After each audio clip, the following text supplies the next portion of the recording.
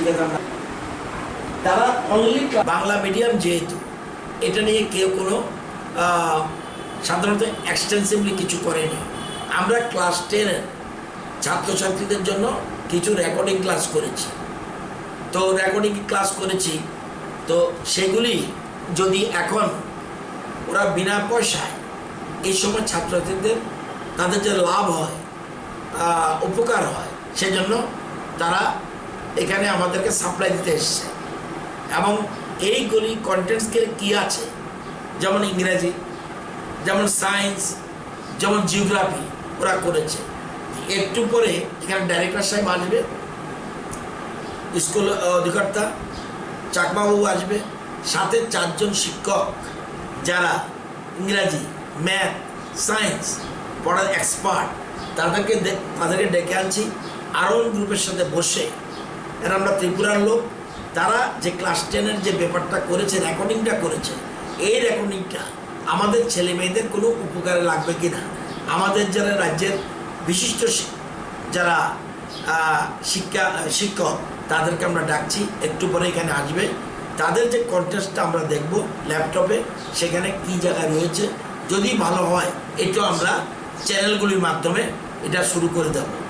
এবং এই যে আপনার চ্যানেলের মাধ্যমে বিভিন্ন চ্যানেল যেরকমভাবে এখন রেকর্ডিং ক্লাস দেখাচ্ছে আপ টু 3, মানে আজকে 3 তারিখ, আজকে পর্যন্ত সেই শুরু করে দিয়েছে অনেক দিন ধরে, আজকে শেষ হতে যাচ্ছে। এটা আবার রিপিট করার প্রশ্ন হচ্ছে, কারণ অনেকেই বলছে এটা একটা ভালো উদ্যোগ। কালকে কলেজের প্রিন্সিপালটা বলছে যে আমরা কলেজগুলিতেও এরকম রেকর্ডিং ক্লাস চ্যানেলের মাধ্যমে, আগরতলা চ্যানেল যেগুলি আছে, ধর্মনগরের যে লোকাল চ্যানেল আছে, উদয়পুরের লোকাল চ্যানেল আছে, আরও অন্যান্য জায়গায় যেখানে লোকাল চ্যানেল আছে, সেখানেও তারাও সেম পদ্ধতি করার জন্য অনুরোধ করেছেন। আমি দেখলাম তারা বিশিষ্ট শিক্ষাবিদ, তারা যেহেতু বলেছে যে এই ক্লাসগুলি খুব উপকারে আসবে।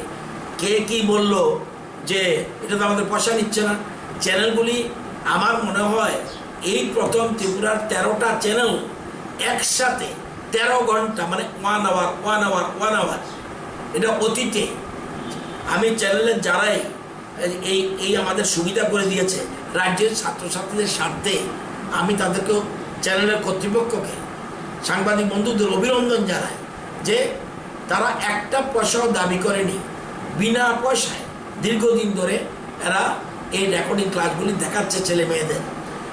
সবাই না হোক, একটা বিরাট অংশের ছেলে মেয়েদের উপকার হয়েছে।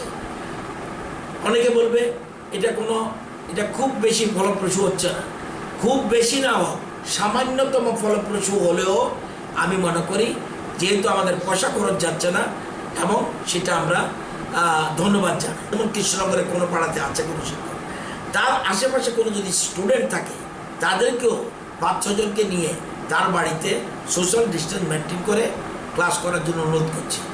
কলেজগুলি শুরু করবে আগামীকাল থেকে, স্কুলগুলিও আগামীকাল থেকে। অনেক জায়গায় লকডাউন থাকলেও পাশে দূরের থেকে আনতে হবে না, এটা আমরা করতে যাচ্ছি। তো প্রত্যেক ক্ষেত্রেই পজিটিভ নেগেটিভ থাকতে পারে, কিন্তু বেশিরভাগ ক্ষেত্রেই আমার বক্তব্য হলো চ্যানেলগুলির মাধ্যমে এই যে 5 লক্ষ ছাত্রছাত্রী, এর মধ্যে যদি 1 লক্ষ ছাত্রছাত্রী, এর মধ্যে 10,000 ছাত্রছাত্রীর উপকার হয়, আমি মনে করো এটা অতিরিক্ত পাওনা।